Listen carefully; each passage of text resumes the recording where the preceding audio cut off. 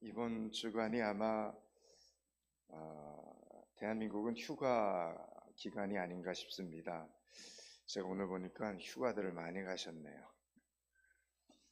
지난주 수요 예배 기도 시간에 어느 권사님께서 비전하우스를 위해서 기도하실 때 제2의 성전이라는 표현을 하셨습니다. 지금 예배드리는 포항미듬교회 본당이 제1성전이고 비전하우스는 본당에서 3발자국 정도 떨어져 있으니까 제2의 성전이라는 뜻으로 기도를 하셨는데, 생각하면 생각할수록 너무 멋진 이름이라는 생각이 들었습니다. 그렇습니다. 우리가 지금 세우고 있는 비전하우스는 하우스가 아니라 성전입니다. 그곳에서는 하나님께서 기뻐하시는 일들이 일어날 것이기 때문입니다. 역사적으로 성경에 나오는 제2의 성전은 바벨론 포로에서 돌아온 이스라엘 백성들이 스룹바벨과 학사 에스라를 중심으로 세운 성전을 지칭하는 말입니다. 이 성전을 세울 때 방해 공작이 참 많았습니다. 주변 국가들의 방해와 페르시아 고관들의 고발로 성전을 짓다가 약 16년 동안 공사가 중단이 되기도 했습니다. 일반 건물을 짓다가 부도가 나도 보는 사람들에게 흉물스럽기 그지없는데, 성전을 짓다가 부도가 나면 그 모든 책임이 하나님께로 돌아갑니다. 지나가던 사람들은 부도난 성전 건물을 보고 처음에는 예수 믿는 사람들을 욕을 하다가 그 다음에는 그 교회를 욕하다가 결국에는 하나님을 욕합니다. 하나님이 없다라고 말합니다. 감사하게도 포항미듬교회에서는 제2성전인 비전하우스의 외부는 거의 완성 단계에 이르렀고, 내부 작업과 실내 인테리어 작업이 진행되고 있습니다. 솔직히 말해서 저는 신학을 공부한 사람이지 인테리어를 전공한 사람은 아니라서 뭐가 뭔지 잘 모릅니다. 그저 기도할 따름입니다. 지금까지도 보면 10년 전에 이 예배당을, 이 본당 건물을 리모델링 할 때나 올 초에 교육관, 청년부실, 쉼터 등을 만들 때 우리 장로님들, 권사님들이 척척 알아서 예쁘게 꾸며주셨습니다. 이번에도 아는 분들이 서로 의논하시고 서로 잘 상의하셔서 가장 좋게, 가장 합리적으로, 가장 은혜스럽게 제2성전을 세워주실 줄로 저는 믿고 있습니다. 그래서 지나가는 사람들이 제일 먼저 예수 믿는 사람들 참 대단하다라고 칭찬을 하고, 두 번째로 포항미듬교회 참 대단하다라고 칭찬하다가 결론적으로 하나님께서 참 대단하시다라고 칭찬할 수 있게 되기를 축원합니다. 그래서 더 결론적으로 나도 저 포항미듬교회에 가서 예수를 믿어야 되겠다, 나도 저 포항미듬교회 가서 예배를 드려야 되겠다라고 말하는 기적이 일어날 수 있기를 주님의 이름으로 축원합니다. 계속해서 한마음 한뜻 한 성령 안에서 하나님께 영광을 돌리는 믿음의 성도들이 되실 수 있기를 축원합니다. 불평하는 사람들이, 시험 드는 사람들이 한 명도 없어야 교회는 하나님께 온전한 영광을 돌리게 되는 것입니다. 모세가 태어나던 시절 애굽은 아주 화려한 문명을 자랑했지만 그 화려한 애굽 안에서 히브리인으로, 그러니까 유대인으로 산다는 것은 너무나 절망적인 상황이었습니다. 모세 그는 죽음의 환경에서 태어난 것입니다. 정상적인 상황이라면 모세는 그의 태어난 다른 남자 아기들과 같이 죽었어야만 했습니다. 여러분, 오늘도 많은 사람들이 자기가 태어난 환경 탓을 합니다. 그러면서 좀 더 내가 좋은 환경에서 태어났더라면 내가 지금보다는 더 잘 되었을 텐데 라고 세상 탓, 환경 탓을 합니다. 그러나 우리 중에 모세만큼 나쁜 환경, 나쁜 시대에 태어난 사람이 있겠습니까? 여러분, 노예로 태어나는 것만으로도 끔찍한데 하필이면 태어난 그의 왕이 더욱 악독해져서 아기들을 죽이라고 명령한 그 시절에 태어날 것이 무엇입니까? 이 법이 영원히 지속되지는 않았습니다. 왜냐하면 10년 뒤에 여호수아와 갈렙은 태어나서 죽지 않고 살았기 때문입니다. 그러니까 이 몇 년 사이 악한 이 왕이 아주 악독해졌을 때 이때 태어난 아기들이 살지 못했다는 것입니다. 그런데 하필이면 모세가 이때 태어난 것입니다. 이왕 태어나려면 요셉이 살아있을 때, 뒤에 후광이 든든할 때 태어났으면, 히브리 민족이 금수저일 때 태어났으면 얼마나 좋았겠습니까? 그런데 흙수저도 못 되고 죽음의 수저일 때 모세는 태어났습니다. 그러나 이 죽음의 환경이 죽으라는 뜻은 아니었습니다. 모세의 탄생이 바로 죽음의 환경을 바꾸어 놓는 해결책이었기 때문입니다. 하나님께서 이 당시에 이스라엘 백성들의 고통과 부르짖음을 듣고 응답하신 것이 바로 모세의 출생이었기 때문입니다. 우리가 잘 알다시피 하나님은 사람을 통해서 일하십니다. 제가 보니 우리 포항믿음교회 비전하우스도 하나님께서 밤에 천사를 내려보내서 집을 짓게 하지 않으시고, 제가 가만히 보니까 장로님들, 권사님들, 집사님들, 성도님들, 청년들을 통해서 세워 나가십니다. 하나님은 사람을 통해서 일하시는 하나님이십니다. 오늘 본문에서 하나님께서는 이 당시에 절망 같은 이 시대에 하나님의 응답이 바로 어떤 집에 한 아이가 태어나게 하시는 것이었다라는 것입니다. 그 아이가 바로 오늘 본문에 등장하는 모세라는 아기였습니다. 그리고 더 나아가 이 절망 같은 시대에, 오늘의 이 시대에 하나님의 응답으로 태어난 사람들이 바로 여러분이고 여러분의 자녀들이고 여러분의 손자, 손녀들이라는 것입니다. 믿음으로 보호받고, 오늘도 믿음으로 사랑받고, 믿음으로 가르침을 받고, 믿음으로 양육받는 하나님의 사람이 바로 응답이고 해결책이다라는 이야기입니다. 이 진리의 말씀을 믿을 수 있는 여러분들이 되시기를 축원합니다. 여러분, 하나님은 역사의 흐름을 보고 절대로 놀라지 않으시는 하나님이십니다. 우리는 깜짝깜짝 놀라지만 하나님은 절대로 이 역사의 흐름을 보고 놀라지 않으십니다. 하나님께서는 이미 이 당시에 애굽의 정권 교체, 왕조의 변화를 정확히 알고 계셨습니다. 이미 이 고난은 550년 전, 그러니까 그들의 조상 아브라함에게 예언된 것이었습니다. 창세기 15장 13절은 이렇게 말합니다. 여호와께서 아브라함에게 이르시되 너는 반드시 알라, 내 자손이 이방에서 계기되어, 여기 애굽을 이야기하는 겁니다. 그들을 섬기겠고 그들은 400년 동안 내 자손을 괴롭히리라. 하나님이 분명히 선포하셨습니다. 처음에는 총리 대신 요셉의 가족이라고 해서 극빈 대우를 받으면서 VVIP로 애굽으로 갔지만 400년 동안 애굽에서 고난을 겪을 것을 하나님은 예언하셨던 것입니다. 하나님께서는 뜻이 있으셔서 이스라엘 백성들로 하여금 애굽에서 세계 문명의 엑기스를 모두 습득하게 하셨지만 거기에 이스라엘 백성들이 영원히 머물게 하지 않으셨습니다. 거기가 너무 편하면 그들은 결코 거기를 떠나지 않을 것이기 때문에 하나님이 허락하신 고난이 그들을 덮친 것입니다. 그리고 모세는 백성을 애굽에서 탈출시키는 하나님의 도구가 되기 위하여 바로 이 위험하고 험난한 시대에 모세가 태어났다라는 이야기입니다. 이게 배경입니다. 여러분, 우리 예수님은 어떻습니까?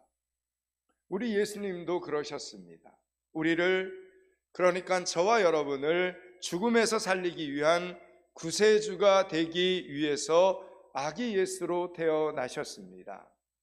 사랑하는 여러분, 힘든 시대 상황을 불평하지 마시기 바랍니다. 이 힘든 시대 상황을 뒤집으라고, 이 힘든 시대 상황을 바꾸어 놓으라고 바로 우리들이 태어난 것이고, 우리들의 자녀가 태어난 것이고, 여러분의 손주들이 태어난 것입니다. 모든 믿음의 사람들이 태어나는 역사적인 정황과 타이밍은 하나님이 그 시대를 살리려는 하나님의 축복의 도구인 것을 믿으라라는 이야기입니다. 오늘 본문에 보면 아므람이라는 레위지파의 청년이 요게벳이라는 레위지파의 아가씨와 결혼을 합니다. 믿음 좋은 총각과 믿음 좋은 처녀가 결혼하여 아름다운 가정을 이루었습니다. 첫째는 딸을 낳았습니다. 그 이름이 미리암입니다. 둘째는 아들이었습니다. 아론이라는 이름을 지어주었습니다. 그리고 셋째 아들을 낳았습니다. 셋째 아들을 낳았는데 보니까 건강하고 잘생긴 아들이었습니다. 하나님을 잘 믿는 부부와 일녀 이남의 아주 다복한 가정입니다. 무엇이 이 가정의 문제이겠습니까?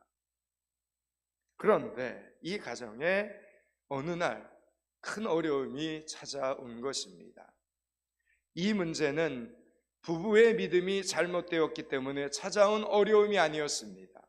이 부부가 사는 시대에 악한 역사가 일어났기 때문에 생긴 문제였습니다. 출애굽기 1장 22절은 이렇게 말씀합니다. 그러므로 바로가 그의 모든 백성에게 명령하여 이르되 아들이 태어나거든 너희는 그를 라일강에 던지고 딸이거든 살려두라 하였더라 라고 말합니다. 여러분, 아들이 태어나면 강가에 던져서 다 죽는 겁니다. 이런 시대적인 배경에 아이들이 태어난 겁니다. 그런데 이 젊은 부부에게는 믿음이 있었습니다. 하나님을 온전히 믿고 의지하는 믿음이 살아 있었습니다. 자녀가 하나님의 선물인 줄 알았기에 어린 생명을 함부로 포기할 수 없었습니다.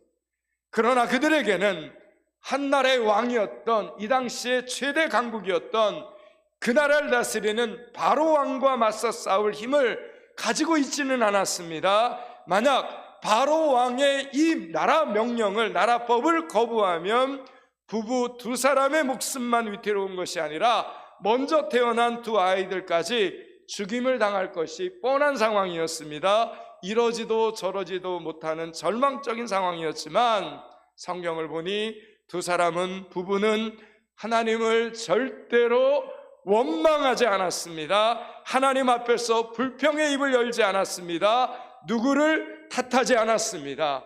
왜 이런 위험한 시국에 딸이 아닌 아들이 태어나게 하셨는가 한탄하지도 않았습니다. 그들은 자신들의 잘잘못과는 전혀 상관없는 지금 이 시대의 악함과 왕권의 무자비함과 생명의 위협을 느꼈지만 그런 상황 속에서도 오직 말씀만을, 믿음만을 굳게 붙잡았다라는 사실입니다.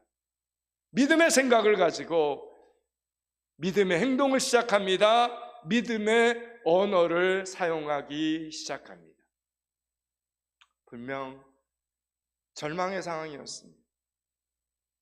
아무것도 할 수 없는 상황, 환경을 뒤바꿔 놓을 수 없는 상황, 아이가 죽어야 되는 그런 상황이었습니다. 그런데 그런 상황 속에서도 두 사람은 믿음만을 굳게 붙잡았다라는 사실입니다. 오늘 보면 1절과 2절을 한번 읽겠습니다. 출애굽기 2장 1절 2절을 같이 읽습니다. 레위 가족 중 한 사람이 가서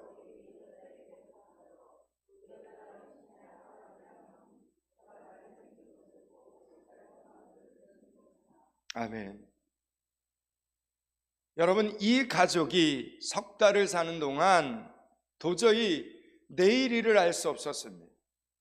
내일은 이 아기를 어떻게 살릴 수 있을지, 한 달 뒤에는 이 아기를 어떻게 해야 살릴 수 있을지, 2달 뒤에는 이 아기를 어떻게 해야 살릴 수 있을지 전혀 대책이 없었습니다.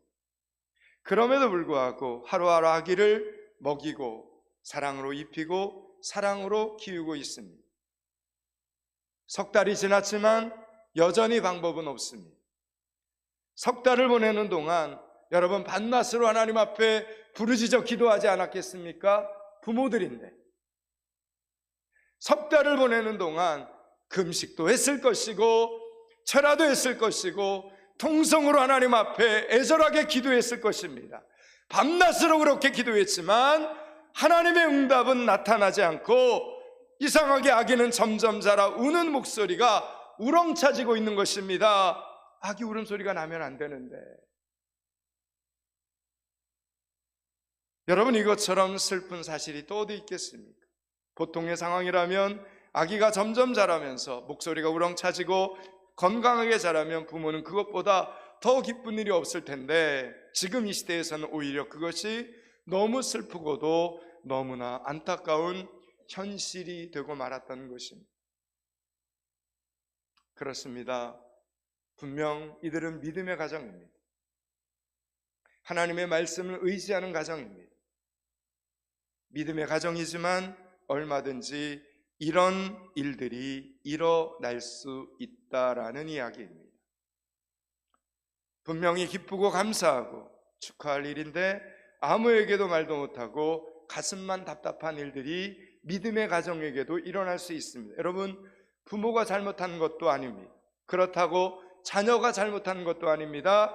악한 역사가 일어나는 시대에서 믿음의 사람들이 하나님의 말씀 한 절을 지키는 싸움을 싸우다 보면 이렇게 알 수 없는 눈물을 흘려야 될 때가 많이 있다라는 것입니다. 이제 이 젊은 부부는 하나님의 응답을 받지 못해서 결국 아이를 버려야만 하는 최악의 상황을 맞이하게 됩니다. 그로 인해 모든 가족의 마음이 너무 슬픕니다. 그러나 여러분 잘 보시기 바랍니다. 이 젊은 사람들은 믿음으로 여전히 굳게 서 있습니다. 한 번도 한순간도 하나님 앞에 원망의 말을 쏟아내지 않습니다.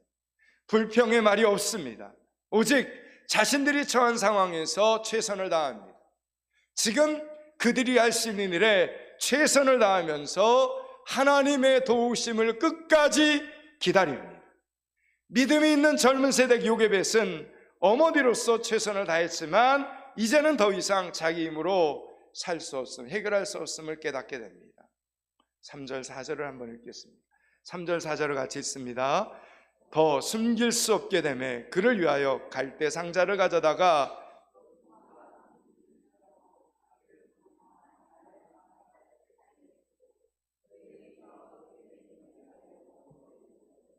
아멘.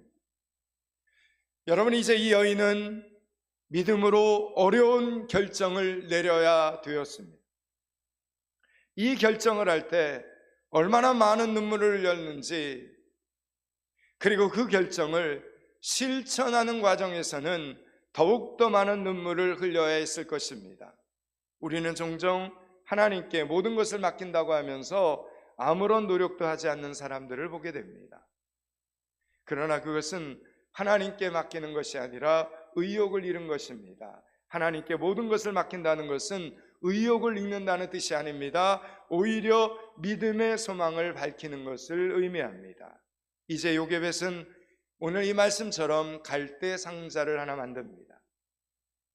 라일강에 그냥 아기를 버린다는 것은 하나님께서 주신 생명에 대한 포기 선언이었겠지만, 갈대 상자를 만든다는 것은 하나님의 도우심을 바라는 간절함의 표현이 그 갈대 상자 안에 담겨 있었습니다. 갈대 상자를 만들 때 그들은 방수 기능과 안전성을 위해 자신들이 알고 있는 모든 상식과 지식과 경험과 정성과 솜씨를 다 발휘했을 것입니다. 그렇지만 그것으로 됐다, 이 정도면 라일강에서도 끄떡없다라고 자신하지 않았습니다.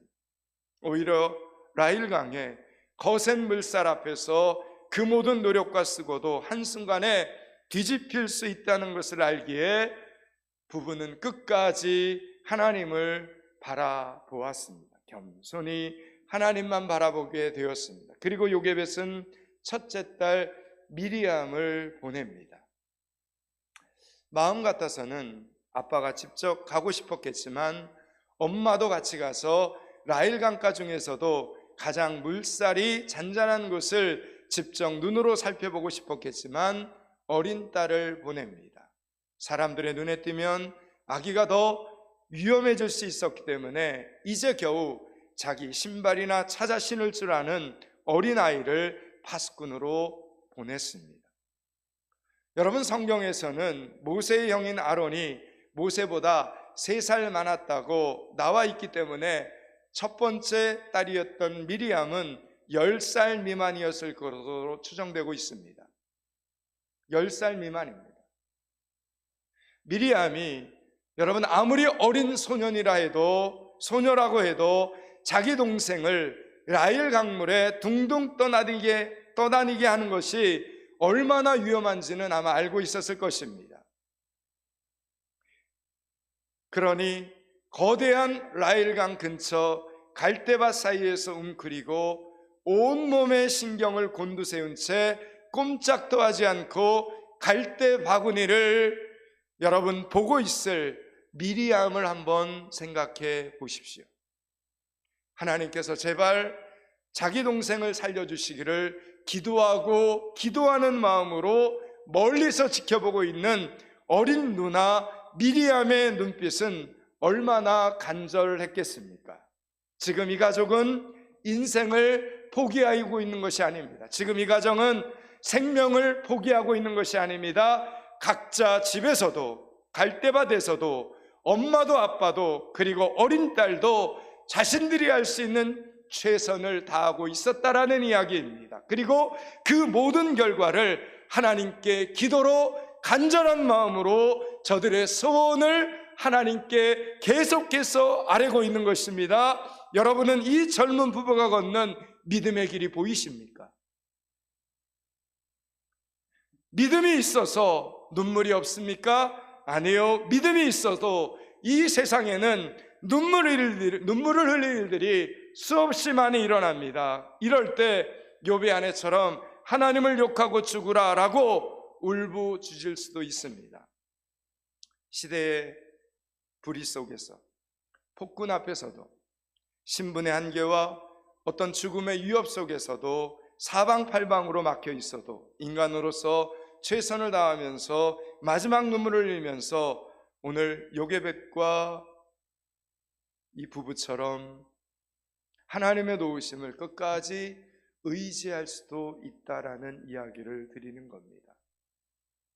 여러분, 스가랴 9장 12절에 스가랴 선지자는 이렇게 하나님의 말씀을 백성들에게 외칩니다. 갇혀 있으나 소망을 품은 자들아, 갇혀 있으나 소망을 품은 자들아, 너희는 요새로 돌아올지니라. 내가 오늘도 이르노라. 내가 내게 갑절이나 갚을 것이라 라고 말합니다. 하나님께서 우리의 고난, 우리의 눈물을 갚아주신다라는 겁니다. 이 말씀을 붙잡고 이 말씀을 믿으라라는 이야기입니다. 오늘도 하나님은 우리의 고난, 우리의 눈물을 갚아주시는 하나님이십니다. 그런데 어떻게? 갑절로 갚아주시는 하나님이시다라는 이야기입니다. 그런데 모든 고난 당하는 자들에게 그렇게 하나님이 갚아주시는 것이 아니라 오늘 본문의 주인공들처럼 갇혀 있으나 소망을 품은 자들에게라는 겁니다. 어려움에 처해 있으나 끝까지 소망을 품은 자들에게 갚아주시는 하나님이시다라는 이야기입니다. 우리는 끝까지 이 믿음을 포기하지 말아야 되는 것입니다.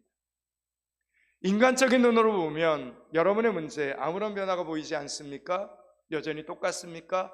그렇게 기도했는데도 불구하고 기도 응답이 보이지 않고 내 환경에 아무런 변화가 여전히 없습니까? 그래도 여러분 포기하지 마시기 바랍니다. 오늘 말씀의 교훈입니다. 그래도 포기하지 마십시오. 성경은 보이는 것이 아니라 믿음으로 행해야 된다라고 말씀합니다. 반드시 봐야 믿을 수 있는 것이 아닙니다. 오히려 정반대입니다. 믿어야 볼 수 있는 것입니다. 아멘. 믿어야 볼 수 있습니다. 믿어야 됩니다. 믿어야. 그래야 믿음의 영안이 열립니다. 하나님의 길이 보입니다. 하나님의 뜻이 보입니다. 믿을 수 있기를 축원합니다. 이 젊은 부부가, 이 어린 누나가 여러분 처음에 이 아기를, 이 아들을, 이 동생을 갈대 상자에 담아 라일강에 띄워놓고 물결이 여러분 출렁일 때마다 심장이 터질 것 같은 그 위급한 순간이 바로 하나님의 응답의 시간이라고 상상이나 했겠습니까? 더 위험한 상황에서 하나님의 역사가 일어날 줄 상상이나 했겠습니까? 애굽의 공주가 오늘 말씀처럼 시녀들과 함께 그 자리에 나타났을 때 여러분 그것이 아기에게 해가 될지 득이 될지 가늠이나 할 수 있었겠습니까? 아무것도 모르는 상황에서 저들은 오직 한 마음 한 뜻 한 성령 안에서 하나님만 붙잡은 것입니다. 하나님을 붙잡으면 모든 상황들이 결국 우리를 위한 방법이었다는 것을 마침내 알게 되는 것입니다. 그렇게 여러분 온 가족이 오늘 치열하게 기다리며 인내하며 끝까지 불평하지 않고 원망하지 않고 하나님의 말씀, 하나님의 약속을 붙잡고 믿음을 붙잡은 덕에 결국 모세는 죽었습니까? 살았습니까? 살았습니다. 이스라엘의 멋진 지도자가 되지 않았습니다. 우리가 읽고 있는 성경 모세오경, 창세기, 출애굽기, 레위기, 민수기, 신명기 이 5권의 책을 쓰는 저자가 됩니다. 이 아이가, 이렇게 태어난 아이가 생명의 말씀을 기록하는 하나님의 사람이 되었습니다. 절망의 순간에 태어난 이 아이가, 여러분 모세는 죽지 않았습니다. 살았습니다. 9절 10절입니다. 오늘 보면 9절 10절을 같이 읽습니다. 바로의 딸이 그에게 이르되 이 아기를 데려다가 나를 위하여 젖을 먹이라. 내가 그 싹을 주리라. 여인이 아기를 데려다가 젖을 먹이더니 그 아이가 자라매 바로의 딸에게로 데려가니 그가 그의 아들이 되니라. 그의 이름을 모세라 하여 이르되 이는 내가 그를 물에서 건져내었음이라 하였더라. 아멘. 더 놀라운 건 하나, 여러분 어린 누나 미리암이 바로의 공주 앞에서 용기를 냅니다. 여러분 바로의 공주였으니 그 유용이 얼마나 컸겠습니까? 대단했습니다. 그 화려함과 수많은 시녀들과 칼과 창으로 무장한 병사들 사이에서 여러분 어린 소녀, 10살도 안 된 어린 소녀가 용기를 내어 다름 아닌 자신의 어머니를 공주에게 유머로 소개를 합니다. 여러분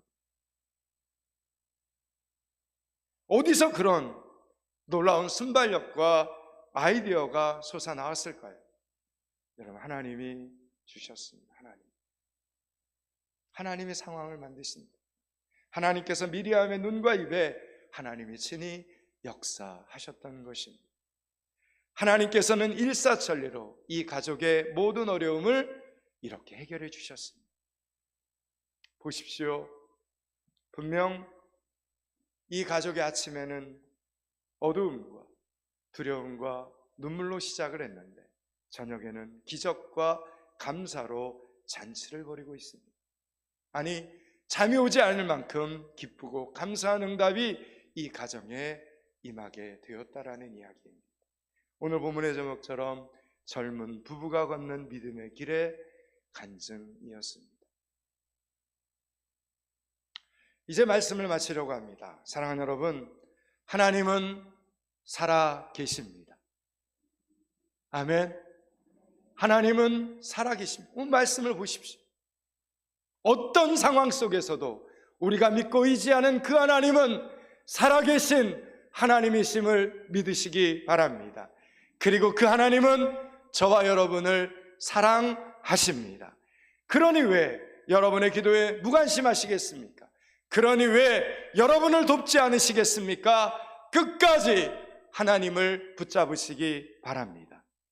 가장 힘든 시간이, 어쩌면 가장 힘든 순간이 바로 기적의 코앞이라는 이 사실을 꼭 기억하실 수 있기를 바랍니다. 한 번 더 기도하고 한 번 더 찬양하며 한 번 더 예배드리면서 오늘을 이길 수 있는 믿음의 성도들이 되시기를 주님의 이름으로 축원합니다. 기도하겠습니다. 하나님, 우리가 걸어가는 우리 믿음의 이 길을 끝까지 포기하지 않는 성도들이 되게 하여 주시옵소서. 끝까지 말씀을 붙잡고 끝까지 하나님을 붙잡고 위기를 기회로 만드는 성도들, 모든 어려움을 기적과 감사로 만들어가는 성도들이 되게 하여 주시옵소서. 예수 그리스도 이름을 받들어 기도드리옵나이다. 아멘.